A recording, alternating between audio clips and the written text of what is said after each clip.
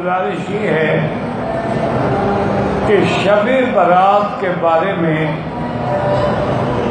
یہ جو بات علماء کہتے ہیں کہ قرآن پاک میں جو ہے کہ لیلۃ مبارکۃ انا کنا منذرین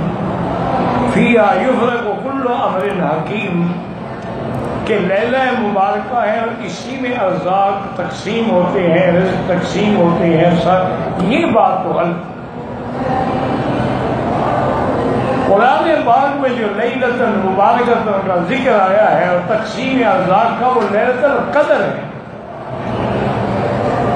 اس سے مراد 15 شعبان کی رات نہیں، لیکن بعض روایات میں ملتا ہے کہ شب برات جو ہے اس میں بھی اللہ تعالیٰ مجرموں کو بری فرماتے ہیں، اور آنے والے سال کے احوال جو ہے وہ بھی فرشتوں کو مطلع کرتے ہیں،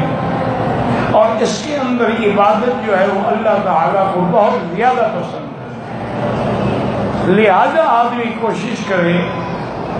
کہ 13، 14، 15 شعبان کے روزے رکھے تاکہ لیالی البیض کی سنت بھی پوری ہو جائے اور 15 کا روزہ بھی ہو جائے۔ صرف ایک دن کے روزے رکھنے کا کوئی حکم نہیں، اور باقی اس رات میں جتنا اللہ توفیق دے، جتنا اللہ عبادت کرنے کی ہمت دے، اتنا ہی انشاءاللہ اللہ کے یہاں اس کی شان ہے، کیونکہ یہ ایک ایسا مہینہ ہے جس میں حضور سب سے زیادہ روزے رکھے گے، اور حضور دعا کرتے تھے اللہم بارک لنا فی رجب و شعبان وبلغنا رمضان، یا اللہ ہمیں رجب و شعبان میں برکتیں عطا فرما اور ہمیں رمضان المبارک نصیب فرما۔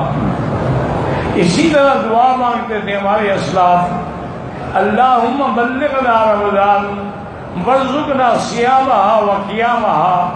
یا اللہ ہمیں رمضان نصیب فرما اور ہمیں اس کا روزہ اور تراویح اور عبادت بھی نصیب فرما۔ تو بہرحال آپ کوشش کریں جتنا آپ عبادت کر سکتے ہیں۔